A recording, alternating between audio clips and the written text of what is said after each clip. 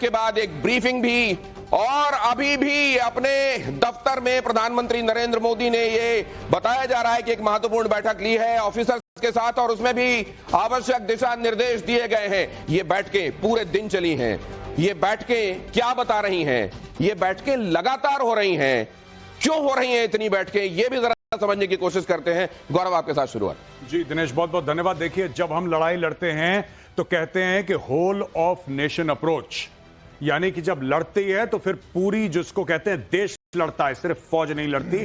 तो economic affairs, political affairs, सारे के सारे को आप लेते हैं अपने कॉन्फिडेंस में, और फिर जो आदेश प्रधानमंत्री जी ने पास करने हैं वो तो कैबिनेट कमेटी ऑन सिक्योरिटी में पास हो चुके हैं, और उसमें एक बहुत सबसे बड़ा जो फैसला लिया है कि टैक्टिकल और ऑपरेशनल फ्री हैंड है। आपको जैसे सिचुएशन के साथ डील करना है आप वैसे सिचुएशन के साथ डील करिए।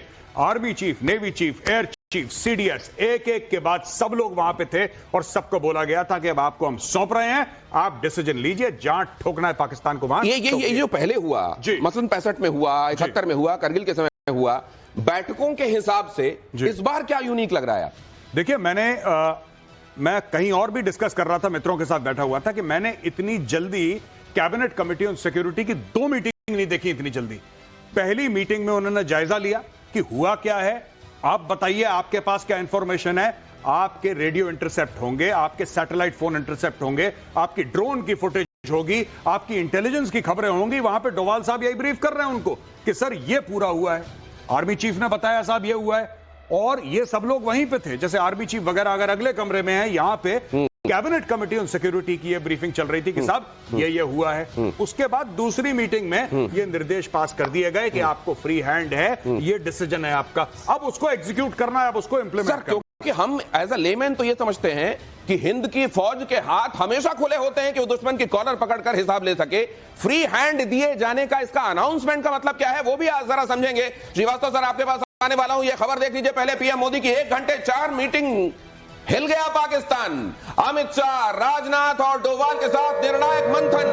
सीसीएस में निर्मला सीतारमण, एस जयशंकर भी रहे मौजूद। ये मीटिंग्स, और हर एक मीटिंग को खुर्दबीनी से, उधर से सूक्ष्मदर्शी भी लेके, दूरदर्शी भी लेके, जो दर्शी हो सकते हैं पाकिस्तान देख रहा है। पता नहीं कितना देख रहा है कि नहीं, वैसे उसको मुझको लगता है सभी तरह के दृष्टि दोष भी हैं। लेकिन सर, ये हमेशा ही हाथ खुले होते हैं? फौज के हाथ बंधे कब होते हैं? दिनेश, फौज के हाथ बंधे नहीं होते हैं, लेकिन पॉलिटिकल विल के अलावा, पॉलिटिकल अथॉरिटी के अलावा, हम लोग तो डेमोक्रेटिक कंट्री हैं। मुनीर तो है नहीं, मौलाना मुनीर, कि आपने बोला और दहशतगर्दी कर दी। तो जहां पर प्रोफेशनल आर्मी होती है, वहां पर जो प्राइम मिनिस्टर है डेमोक्रेटिक कंट्री का, वो आदेश देता है। उसने आदेश दिया पहला लेवल का, आप फ्री हैं, जो आपकी टेक्निकल रिक्वायरमेंट है, जो आपकी ऑपरेशनल रिक्वायरमेंट है, आप पूरा करिए। अब आप पूछेंगे दर्शकों को बताने के लिए कि टारगेट्स क्या आप चूज करेंगे। मैं आपको बता दूं, टारगेट फोल्डर्स हमेशा तैयार रहते हैं। एक ये कंटिन्यूअस एक वो है कि हमारे टारगेट्स कौन से हैं, मिलिट्री टारगेट्स कौन से हैं, हमारे इंडस्ट्रियल टारगेट्स कौन से हैं, हमारे इंफ्रास्ट्रक्चरल टारगेट्स कौन से हैं, हमारे ऐसे कौन से टारगेट, उनकी प्रायोरिटी क्या है। लेकिन एक डायनेमिक सब टारगेट्स होती है। कम्युनिकेशन नेटवर्क कैसा चल रहा है, हम कैसे उसको ईव्सड्रॉप करेंगे, सैटेलाइट एसेट्स का कैसे इस्तेमाल करेंगे, और इन सब को फ्यूज करके जो हमारी प्लानिंग बनती है, उसको आधारशिला मिली है ये हमारे प्रधानमंत्री के आदेश से। अब आप देखिएगा, जो भी प्रतिशोध होगा वो जो कहते हैं अकल्पनीय होगा और घातक होगा, और उसमें आतंक की कमर नहीं तोड़ी जाएगी, आतंक को समाप्त करने का ऐलान होगा। अब जो प्रतिशोध होगा उसमें आतंक को अब तक बहुत सारी चपेटें पड़ी हैं, लेकिन इस बार कहा जा रहा है कि उसकी ऑक्सीजन सप्लाई ही काट दी जाएगी।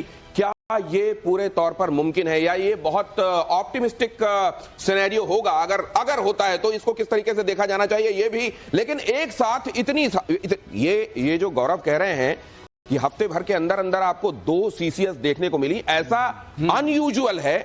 ये जब ब्रीफिंग हुई होगी कैबिनेट की जी, पाकिस्तान लगातार देख रहा है जी, क्या उसको ये लगा होगा शुक्र है कोई बड़ा फैसला नहीं सामने बताया गया, या वो सोच रहा होगा नहीं बताया गया है और ऐसा नहीं दिखाई देने वाला थप्पड़ ज्यादा जोर से पड़ता है? देखिए, पाकिस्तान का अगर आप नेचर समझेंगे, वो बड़बोले लोग हैं, वो बहुत बोलते हैं, ये कर देंगे, वो कर देंगे, लकड़ियां नहीं मिलेंगी अंतिम संस्कार के लिए, इतने हिंदू मार देंगे, 170 न्यूक्लियर बम मार देंगे, वो सारी की सारी बातें करते हैं। वो करने में कमजोर कौम है, वो बोलने में बड़ी तेज कौम है। अच्छा, लेकिन उनको भारत का पता है कि जब भारत को करना होता है ना दिनेश, भारत करके फिर बताता है कर दिया। सर्जिकल स्ट्राइक हो गई, बालाकोट में आग लगानी थी, लगा दी, काम खत्म हो गया। अचानक अमित शाह जी पार्लियामेंट में खड़े होकर बोलते हैं कि आज से 370-35 से गया। Nobody knew about it. किसको पता था कि ऐसा होने वाला है? हो गया, वो तो कर दिया उन्होंने एक साथ। तो मेरा ये कहने का मतलब है कि जो फैसले होने थे रण के, वो फैसले लिए जा चुके हैं। अब ये पब्लिकली डिक्लेयर नहीं होंगे।